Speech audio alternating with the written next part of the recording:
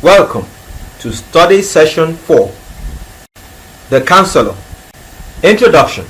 There are divergent views and opinions by various authors and professionals, each conceptualizing the counselor from his own point of view. It was established that every individual has one or more problems or issues facing him or her, and that the process of helping such individual to understand self and his environment and to find solutions to these problems is the major focus of guidance and counseling. This being so, the person who assists one in life planning or helps in finding solutions to these problems, especially as they relate to personal, social, and educational and vocational situations, individual or group conferences during which the problems are analyzed and constructive proposals for the students suggested, is called the counselor. The counselor could be male or female. In this study session, you will learn about the counselor and its categories, the characteristics of a good school counselor, and the importance of counseling ethics to the school counselor. Learning outcomes of study session. At the end of this study session, you should be able to 1. Define the term counselor and its categories. 2. Highlight the characteristics of a good school counselor. 3. Discuss the importance of counseling ethics to the school counselor. The school counselors and categories. Counseling is a type of talking therapy that allows a person to talk about problems and feelings in a confidential and dependable environment. A counselor is trained to listen with empathy by putting themselves in your shoes. They can help you deal with any negative thoughts and feelings you have. There are different kinds of job and situations in which man partakes or finds himself. In these situations or jobs, he will at one time or the other need a person who will assist him in planning or finding solutions to his problems, that is, the counselor. The different areas, situations, or jobs in which the counselor works helps us in identifying the following types of counselors. 1. School counselor. This is a counselor who does his counseling job in a school setting. The school ranges from primary to secondary and other higher institutions like the university, polytechnics, and college of education. 2. Industrial counselor. A counselor who operates within an industrial concern such as factories, manufacturing companies, and so on. 3. Career counselor. Could operate either within or outside the school, but basically handles career problems. 4. Marital counselor. He works in a marriage counseling clinic, handling marital problems, that is, problems arising out of marriage. He also helps in pre-marriage cases if brought to the clinic. 5. Rehabilitation counselor. When objects or concepts depreciate or become broken down, it is usual for human beings to work towards building them up or maintaining them. This process is called rehabilitation process. The individual can also break down physically, morally, socially, or emotionally. Such cases of these breakdowns can arise out of natural disasters or wars. Whenever we have such cases, the rehabilitation counselors work towards maintaining or building up such broken down persons. He therefore works in a variety of places such as hospitals, labor unions, special schools, veterans administration centers. The school counselor. School counseling is a professional educational service wherein practitioners strive to meet the needs of students in 3 basic educational domains: academic development, career development, and personal social development. This is accomplished through the implementation of a comprehensive school counseling program that promotes and enhances student achievement through a guidance curriculum, individual planning strategies, responsive services, and comprehensive school counseling program support or advocacy. A condensed statement based on statement of policy for secondary school counselors and guidance for implementation approved by the membership and adopted by the governing board of ASCA 1964 saw the school counselor as a professional educator with specialized training in counseling and related guidance services whose major concern is for the normal developmental needs and problems of all the pupils for whom he is responsible. Furthermore, he is an integral part of the school staff, a member of the pupil personal services team. Basically, he is a person dedicated to the idea that a person will enhance and enrich his personal development and self-fulfillment if given opportunity to experience an accepting, non-evaluative relationship in which he is helped to better understand himself and his environment and the relationship between them. In the school setting, the counselor is seen as a person who perceives each pupil as a unique individual who has a right to acceptance, self-development, and self-direction, and who has a responsibility for making decisions and living with the consequences of these decisions. In addition, he sees the school as a democratic institution which lay its necessary emphasis on group instruction and variety of programs, creates some conflict for individual students, the mediation of which is an important part of his roles. Roles and functions of the school counselor. Having looked critically at the school counselor, we may then want to know what he does, where he operates, that is, within the school setting. Schatzer and Stone, 1976, observed that when an individual occupies a position, he functions and performs certain roles in that position. There can be no position without a role, and no role without a position. Role, therefore, is the individual's behavior in performing the rights and obligations associated with a position. When counselors put into effect the obligations and responsibilities of their position, they are aid to perform their roles. Role statements provide a general explanation of what counselors do by virtue of their positions in the school setting. What should be the appropriate roles of the school counselor? However, ASCA 1964 saw the school counselor playing the following roles and functions. 1. The school counselor as a helper. The school counselor as a helper helps each student or pupil to understand himself in relation to the social and psychological world in which he lives, also making the student to accept himself as he is, develop personal decision-making competencies, and resolve special problems. The above could be achieved through counseling students individually and in small groups regarding their education and vocational plans, their long-range academic program in the school, and their post-secondary education placement. 2. As a consultant in pupil-student appraisal. He is consulted and therefore contributes in developing a group testing program to appraise individual aptitudes, interests, intelligence, achievement, and if desired, personality. He also supervises the giving of these tests and helps in interpreting information about pupil students to them, their parents and teachers, and to others who are professionally concerned. By the use of tests, the counselor is able to identify people with special problems or special aptitudes. 3. As a curriculum planner. The school counselor contributes his quota to curriculum development through his development of guidance programs for use in the school. He is also an instrument in relating the curriculum so designed to the needs of the pupils and society at large. 4. As a disseminator of information. In the guidance program, the school counselor collects and disseminates to pupils or students and their parents information concerning school offering, opportunities for further education, careers, and career training opportunities. He also maintains informational resources for post-secondary school educational opportunities.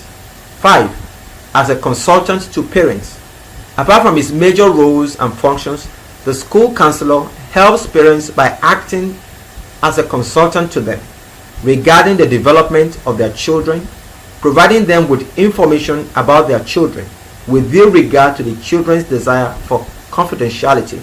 The counselor provides the parents with information about educational occupational opportunities and requirements, and about counseling programs and related guidance services to them and their children. He also assists them to develop realistic perception of their children's development in relation to their potentials. 6. As a consultant to the teaching and administrative staff, the school counselor serves as consultant to the administrative and teaching staff in the area of guidance by sharing appropriate individual pupil data with them, again with a due regard to pupils' desire for confidentiality. It helps teachers to identify the special needs and problems of their students and assisting them to secure materials and develop procedures for a variety of classroom group guidance experience. 7.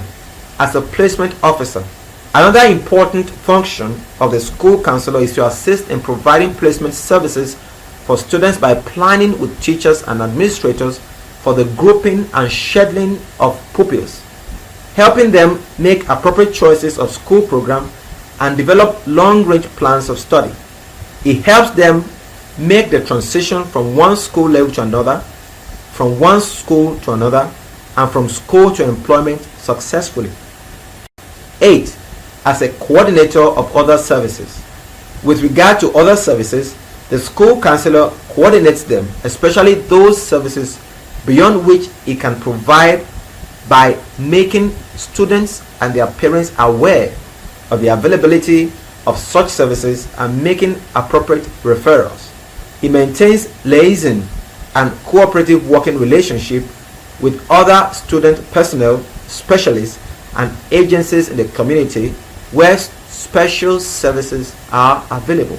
9. As a researcher, the school counselor conducts or cooperates with others in conducting local research related to students' needs and how well school services are meeting these needs.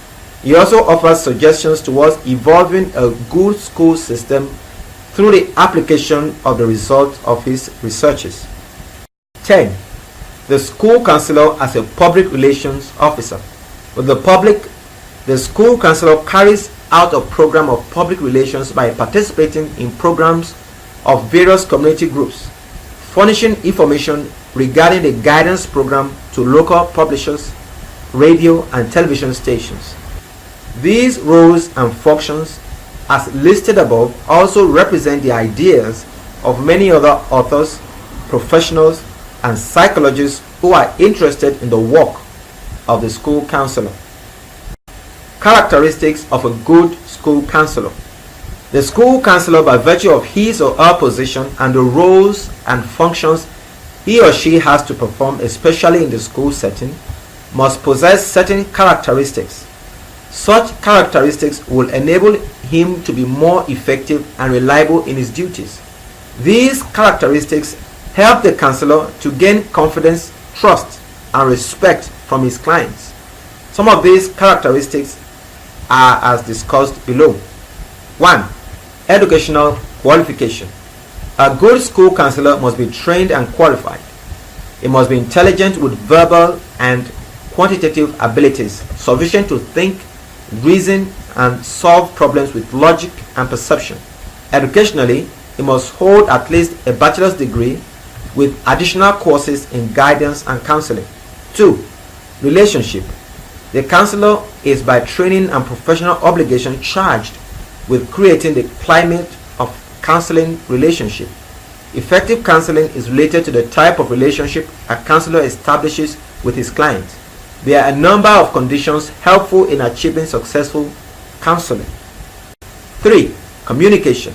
A good counselor should be able to use his eyes and ears in understanding his clients. He should be able to pick all non-verbal cues because they are important in counseling.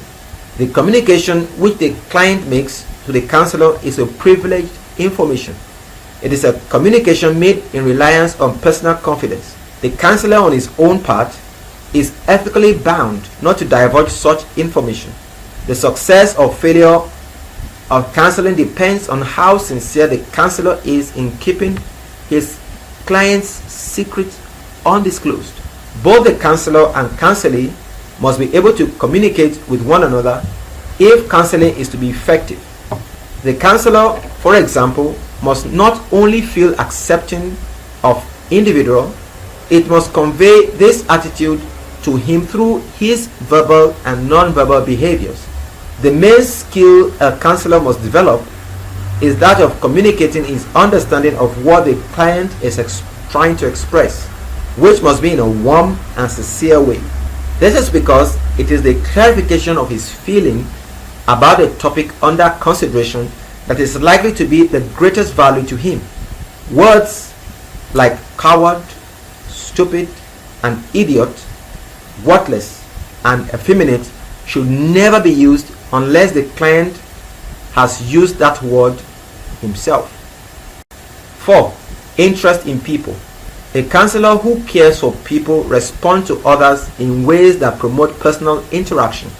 Since he deals with people, he must always be interested in having them around. This will help him further in his job because the better he relates with people, the more he understands and comes across different personalities, which will help him in his job. 5. Tolerance of ambiguity. Scherzer and Stone, 1972, are of the opinion that a counselor should possess this quality. It is a personal trait, the opposite of authoritarianism and rigidity. It helps the counselor to work with an individual without resorting to external sanctions or part solution in order to resolve, explain, or simplify complicated situations. 6. Flexibility. The counselor should be flexible enough to understand and deal psychologically with all kinds of human behaviors without mustering authority or social pressures to force the client to conform. He must be willing to experiment, change, and improve. These are some of the salient personal qualities of a good counselor. However, and in reality, the counselor is a person who possesses some of the human weaknesses common to all of us. Scherzer and Stone. In other words, he or she can be annoyed if you offend her and at times be moody. At another time, he may be happy and feels on top of the world. In essence, she is not a perfect woman. While it may not be easy to combine all the qualities listed above, it is of course wise for a practicing counselor to possess a very good percentage of these qualities for effective guidance and counseling. While it is highly necessary, it must be noted too that whatever the human weaknesses that a counselor might have, he should not use or capitalize on the counseling situation to satisfy his own selfish end. Professional ethics of the school counselor. Counseling, like all professions, is regulated by a system of ethics. These are standards of right or wrong. Ethics relate to what the counselor morally, philosophically, and otherwise expects from himself as a counselor or limits himself to in his work with clients. Since the counselor deals with different people and with different problems, he needs code of conduct which will guide his actions and to which he refers to in time of conflicts. The ethics are sometimes referred to as do's and don'ts of the school counselor. Some of these do's and don'ts, as identified by Jason, are discussed below. The do's. 1. Respect. The counselor must respect the school rules and regulations. He must therefore ensure that his activities do not clash with the laid down school regulations, interests of the students and other staff in the school. Where the school rules clash with his own professional philosophy, he has to work things out amicably with the principal or the school authority. He must show respect always by commending and helping rather than rejecting, ignoring, ridiculing, and embarrassing his clients. At times, his guiding principle shall be to create and not to destroy. 2. Interviews.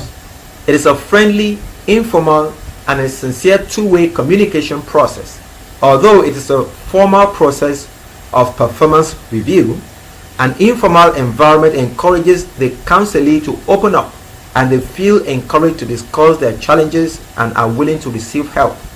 3. Patience. The counselor must always show enough patience for the client.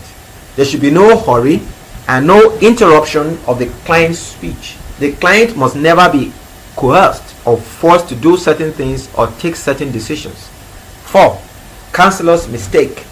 When the counselor makes a mistake in the counseling relationship, his acceptance of it must be positive. It should be open and mature rather than to try to cover up the mistake or lose face or show guilt feelings or put up unnecessary defense. Honesty becomes very important here. If there is a problem which he cannot solve, or when his values are different from that of the client and he cannot sincerely relate to the client, he should transfer the client to another counselor. 5. Termination of counseling relationship. The counseling relationship should be terminated when the counselor sees clearly that the client is using the relationship for dependency or is willing to use it to create a kind of relationship different from its original purpose. Similarly, the counselor should stop counseling relationship when the client proves too uncooperative or when the counselor discovers that the problem is beyond his competence. In this situation, the client can be transferred to another counselor or another resource person who is a specialist in the manifested problem. The don'ts. 1. Confidentiality. The counselor's motto should always be, keep our secrets secret. The counseling relationship and information resulting therefrom must be kept private and confidential. He should not divulge any information about any client to teachers, principal, law enforcing agents, and so on, unless with the express permission of the client. 2. Responsibilities, decisions, consequences. The counselor is not supposed to assume responsibility for the client nor take decisions for him. The counselor should only put all the alternative solutions to a problem at the disposal of the client. The responsibility for making the necessary decisions should be his, and he should be able to abide by the consequences of his own decision. 3. Limitations of counseling relationship. The counselor should not allow any intimate relationship to develop between him and his client. The counselor should not allow the client to use him as a figure father, brother, or lover, or as a protector. When the counselee's condition indicates that there is a clear and imminent danger to the counselees or others, the counselor is expected to take direct personal action or to inform responsible authorities. 4. Opportunist. A counselor should not be an opportunist. He must not capitalize on the counseling situation to satisfy his own selfish end. He must understand that his own personal characteristics and their effects on counseling relationship and personal social encounter. 5. Dynamism. The counselor must not be lazy. He should be dynamic. At all times, he should foster the development and improvement of the counseling profession. He should be well informed in the current theories, practices, development, and trends in his profession. Summary of study session. In this study session, you have learned that 1. The person who assists one in life planning or helps in finding solutions to these problems, especially as they relate to personal, social, educational, and vocational situations through individual or group conferences during which the problems are analyzed, is called the counselor. 2. The school counselor operates within the school system that is formal and informal. 3. This system is a place where we have an organized group of pupils pursuing defined studies at different levels and receiving instruction from one or more teachers, frequently with the addition of other employees and officers such as a principal, various supervisors of instruction, and a staff of maintenance workers, usually housed in a single building or group of buildings. 4. The school counselor, by virtue of this position and the roles and functions he has to perform, especially in the school setting, must possess certain characteristics, Such characteristics would enable him to be more effective and reliable in his duties. These characteristics help the counselor to gain confidence, trust, and respect from his clients. Counseling, like all professions, is regulated by a system of ethics. These are standards of right or wrong. These ethics are sometimes referred to as the do's and don'ts of the school counselor. This is the end of study session 4. Thank you.